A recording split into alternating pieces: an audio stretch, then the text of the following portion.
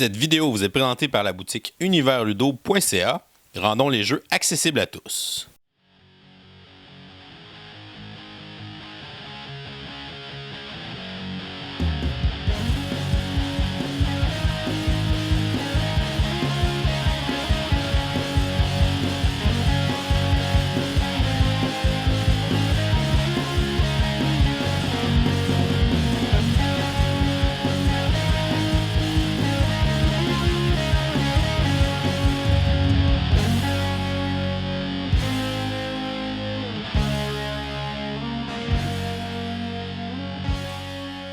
Salut les gamers, bienvenue à Professeur Board Game, je m'appelle David. Aujourd'hui à Board Game Summer, on regarde ensemble le jeu Indian Summer, un jeu publié en 2018 en Amérique du Nord par l'éditeur Luma Game, une toute nouvelle boîte d'édition québécoise qu'on voudrait d'ailleurs remercier de nous avoir envoyé une copie de Indian Summer. C'est un jeu de l'auteur Uwe Rosenberg, évidemment, qui avait fait Cottage Garden précédemment. Donc celui-là, c'est comme le deuxième de sa trilogie de jeux de placement de tuiles. Il se joue de 1 à 4 joueurs. On a donc un mode solo à l'intérieur et les parties vont durer de 30 à 60 minutes.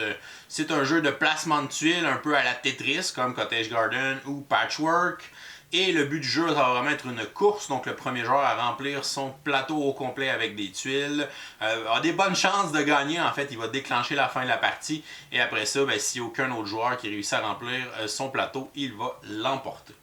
Alors c'est un jeu de placement de tuiles principalement, avec des petits pouvoirs spéciaux, donc on peut faire des petits combos avec des petits jetons de trouvailles qui vont nous donner certains pouvoirs, donc qui vont rendre le jeu un peu plus intéressant et un peu plus stratégique. Alors Indian Summer, je vous montre comment ça se joue, puis ensuite je vous dis ce que j'en pense. On va faire un placement pour une partie à 2 joueurs. Premièrement, on va placer le plateau central qui est en 2 morceaux au milieu de la table. Et sur ce plateau, on va placer les différentes tuiles d'animaux sur les endroits indiqués avec les bonnes formes. Et les 3 dernières tuiles d'animaux ici, on va placer des petits jetons de trouvailles comme indiqué sur le plateau. Donc une plume sur le blaireau, une noix sur le renard et pour la famille de ratons, un bleuet. On va placer des tuiles feuilles pour faire le tour du plateau principal tout en gardant un espace pour le jeton de buisson qui va marquer le début du chemin commun où on va pouvoir aller chercher des tuiles feuilles lorsqu'on n'en aura plus dans notre chemin personnel. Le reste des tuiles feuilles va être placé dans une réserve à côté du plateau qu'on va utiliser pour remplir le chemin commun lorsqu'il restera 7 tuiles et moins.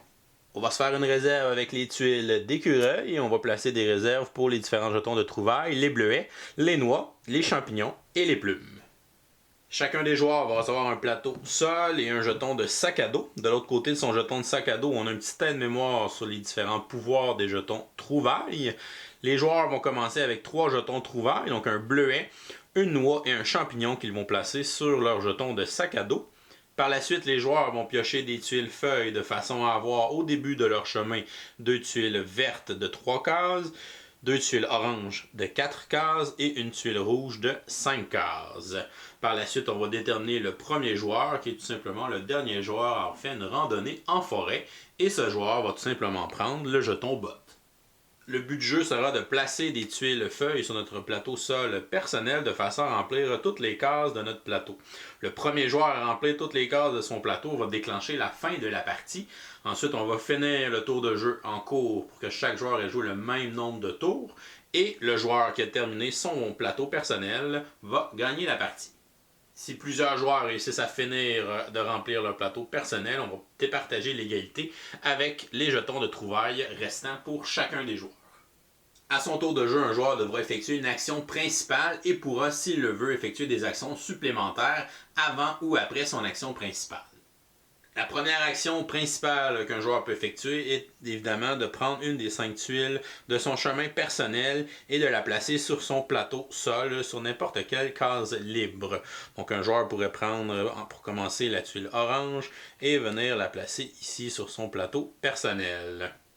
Vous remarquerez que chacune des tuiles feuilles possède un trou dans la tuile et si le joueur vient placer le trou de sa tuile de façon à avoir un symbole de trouvaille, il va tout simplement prendre un jeton de trouvaille du même symbole de la réserve générale et il va le placer sur l'emplacement où il y a son trou.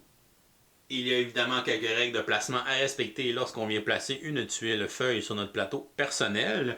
Premièrement, les feuilles sont recto-verso, donc les joueurs peuvent les tourner du côté qu'ils le souhaitent pour les placer. Une tuile ne peut pas évidemment dépasser de notre plateau personnel. On ne peut pas non plus placer une tuile par-dessus une autre tuile. Notre case doit être libre, tout simplement. On peut placer le trou de notre tuile de façon à aller cacher des symboles de trouvailles, mais on peut aussi placer des tuiles de façon à ce que le trou, il n'y ait rien là, en dessous. Les tuiles supplémentaires qu'on va venir placer dans les tours suivants ne sont pas obligées d'être adjacentes à une tuile déjà existante, comme dans la plupart des jeux de ce style. Donc on pourrait la placer à cet endroit-là dans un tour suivant. Lorsqu'une tuile sera placée sur notre plateau, on ne peut plus la déplacer pour le reste de la partie. Donc ça va être important de bien choisir l'emplacement qu'on souhaite là, pour pouvoir avancer notre partie. Donc je pourrais la coller ici sur ma deuxième tuile pour essayer de compléter la première zone. La deuxième action principale qu'on peut faire, au lieu de placer une tuile de notre chemin personnel, on peut tout simplement prendre un jeton d'écureuil de la réserve pour pouvoir venir le placer sur une case libre de notre plateau personnel. Si on place un écureuil sur une case où il y a un symbole de trouvaille, comme il n'y a pas de trou sur la tuile d'écureuil, on ne viendra pas placer de jeton de trouvaille. Le plateau des joueurs est divisé en 6 zones et lorsqu'un joueur va réussir à remplir toutes les cases de champ d'une zone, c'est là qu'il va gagner les jetons de trouvailles qui sont placés sur ces tuiles de feuilles. Donc le joueur pourrait continuer à remplir les différents espaces comme ceci, placer ici pour placer un jeton de noix et il finirait ici avec la case du champignon. Il en placerait un dans le trou comme ceci. Et là, toutes les cases de sa zone qui sont ici sont remplies. Alors, il va prendre tous les jetons trouvailles. Donc, il gagnerait le champignon et il gagnerait la noix qui est ici. Mais il ne peut pas gagner la noix qui est encore ici parce qu'elle fait partie de la zone à gauche en haut de son plateau. Lorsqu'un joueur n'a plus aucune tuile dans son chemin personnel, il va le remplir avec 5 nouvelles tuiles provenant du chemin commun en prenant les tuiles, évidemment, qui sont tout de suite après le jeton buisson. Il va prendre la première tuile et il va la placer à la position numéro 1 dans son chemin personnel, juste en dessous de son sac à dos. La deuxième tuile, juste en dessous. La troisième, la quatrième et la cinquième tuile. Le joueur ne peut pas changer l'ordre des tuiles dans lesquelles il les a pris dans le chemin commun. Par la suite, on fait tout simplement déplacer le jeton de buisson sans qu'il s'effondre pour marquer le début du chemin commun. Si jamais il reste 7 tuiles et moins dans le chemin commun, comme c'est le cas présentement, on va prendre des tuiles feuilles de la réserve et on va tout simplement faire un nouveau chemin commun en plaçant des tuiles de façon à faire le tour du plateau commun. Jusqu'à temps qu'on vienne au petit buisson. Maintenant, qu'est-ce qu'un joueur peut faire comme action supplémentaire? Premièrement, il peut aller chercher des tuiles d'animaux. Les tuiles d'animaux sont des tuiles spéciales que les joueurs pourront placer sur les endroits où il y a des trous sur des tuiles feuilles. Donc, on ne peut pas les placer comme les tuiles feuilles directement sur le sol, mais ils doivent être sur les trous de nos tuiles feuilles. Donc, on va essayer d'agencer nos tuiles feuilles de façon à faire des espaces communs là, avec des trous.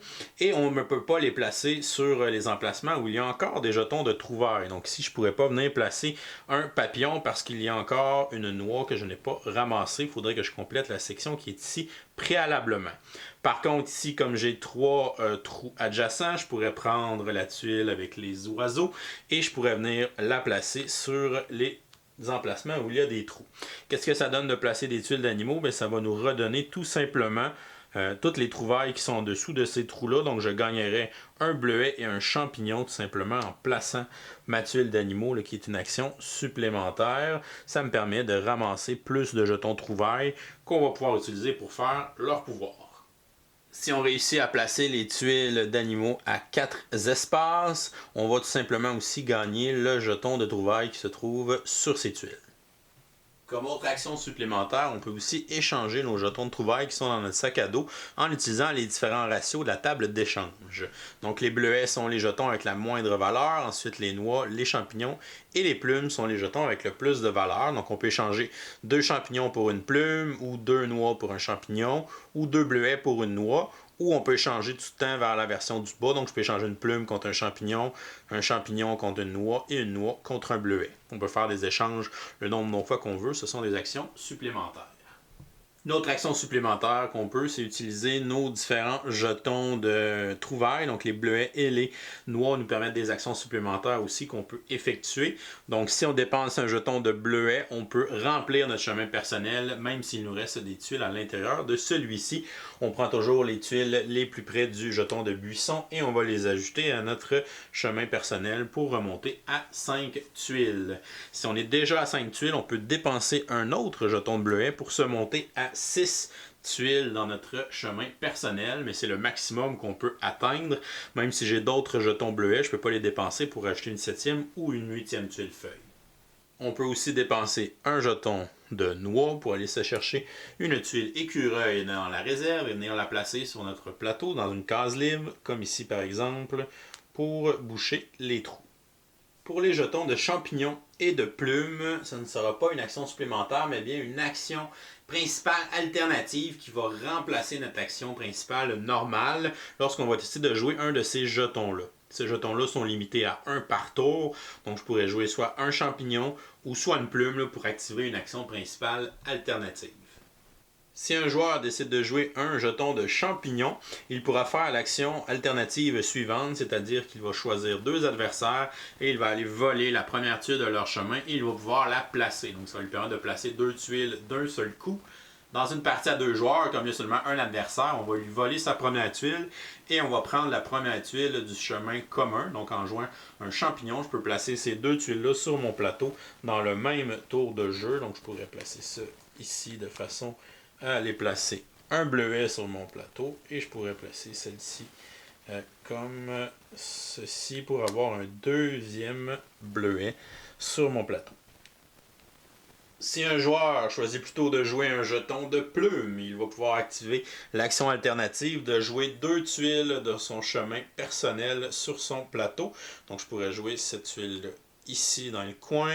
Je pourrais dépenser une noix, une action supplémentaire, aller me placer un écureuil ici dans le coin. Et je pourrais jouer une deuxième tuile là, parce que j'ai joué une plume. Donc je pourrais placer la tuile qui est ici de façon à gagner un bleuet. Et comme j'ai couvert une section au complet, je gagnerai un champignon.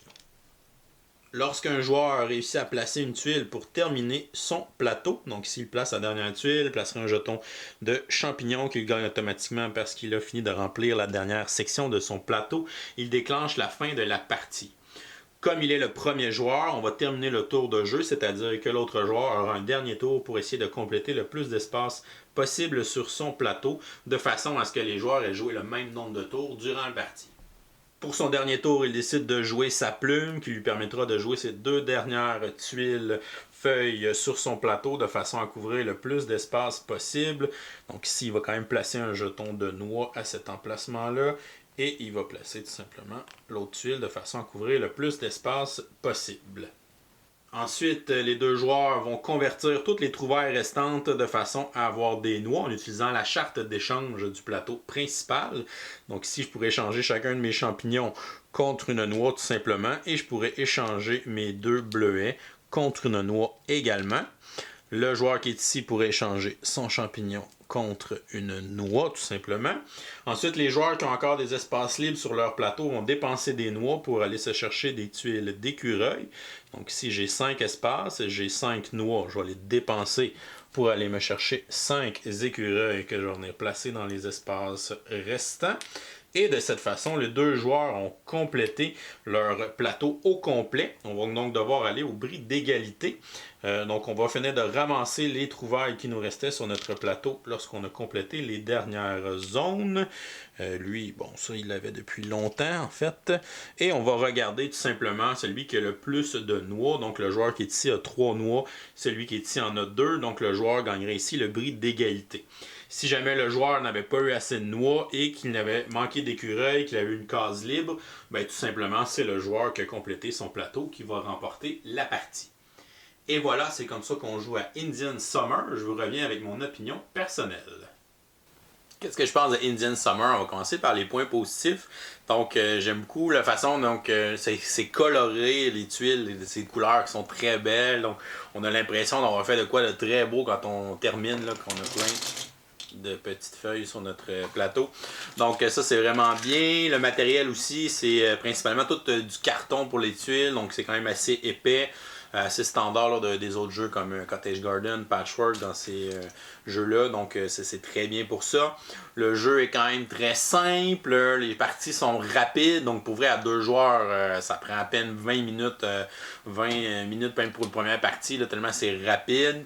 Ça se joue bien à 2, à 3, à 4, donc les tours sont quand même rapides. Comme on planifie aussi nos tours de jeu en conséquence des tuiles qu'on a disponibles sur notre chemin personnel, on a un petit peu pensé à ce qu'on veut faire. On peut vérifier où nos tuiles fit aussi pendant que les autres joueurs vont jouer. Donc ça va aller un peu plus vite quand ça vient à notre tour. On sait un peu plus où on s'en va, qu'est-ce qu'on veut jouer. J'ai beaucoup aimé les petits jetons de trouvailles, donc les petits combos que ça nous permet de faire, les petits pouvoirs qu'on peut utiliser. Oh, on peut essayer de jouer 2 tuiles, je peux placer des écureuils, oh, je peux aller me chercher des tuiles même si mon chemin n'est pas vide. Donc ça nous donne quand même des options qui sont intéressantes au niveau de la stratégie. Évidemment, le fait de jouer 2 tuiles dans un tour, ça devient vraiment très fort. Donc on veut aller chercher le plus vite possible ce genre de jetons-là pour pouvoir jouer les champignons, jouer les plumes, pour pouvoir justement remplir notre plateau un peu plus vite que les autres joueurs. On sent vraiment la tension dans le jeu, donc l'aspect course il est vraiment présent. La tension est palpable, donc c'est le fun. La finale, on arrive. Ah, mais là, lui, il avait beaucoup de jetons, il peut faire beaucoup d'échanges, il peut placer plein d'écureuils, puis il peut quand même finir son plateau puis l'emporter. Donc, une espèce de petit suspense à la fin. On n'est pas trop sûr. On sait qu'on est en avance sur les autres joueurs parce qu'on a rempli plus de place. Mais s'ils ont plus de jetons de trouvailles qu'ils ont réussi à ramasser pendant la partie, on pourrait avoir une surprise à la fin. Donc ça, c'est agréable. Ça rajoute une belle tension dans le jeu.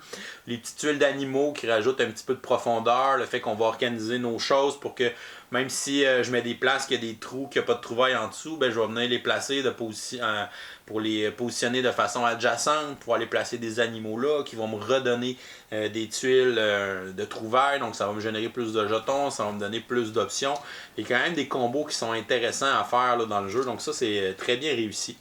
Pour les côtés peut-être un peu négatifs du jeu, un peu comme ses prédécesseurs, on s'entend que le thème, on le sent pas très bien dans le jeu.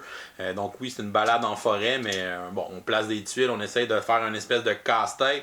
Donc le jeu est beaucoup plus mécanique que thématique, mais en même temps, je pense que c'est quand même dur à imbriquer dans ce type de jeu-là, le type casse-tête et tout ça, d'avoir un niveau thématique très élevé.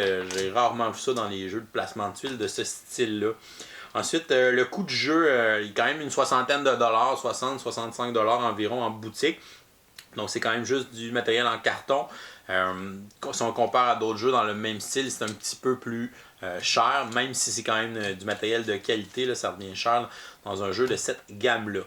Mais l'expérience est très bien. J'avais été quand même assez déçu de Cottage Garden. Je trouvais que les règles étaient un peu bizarres, que la fin de partie, que le dernier tour était vraiment weird. Puis on faisait juste essayer de remplir les plateaux rapidement sans essayer de faire vraiment des combines ou des choses intéressantes.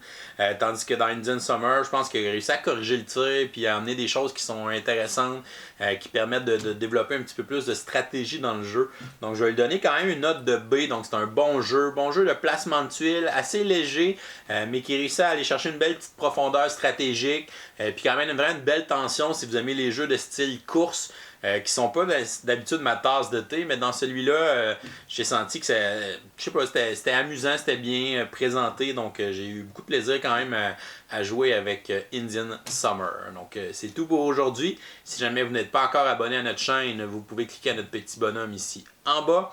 Sinon, vous pouvez nous suivre sur les médias sociaux, sur Facebook, Twitter, Instagram à Professeur Board Game. Vous pouvez nous visiter sur passionboardgames.com pour des nouvelles et de l'actualité sur les jeux de société. Et si vous aimez ce qu'on fait, vous pouvez venir nous encourager sur notre page Patreon. Je vous souhaite une excellente fin de journée et continuez de gamer.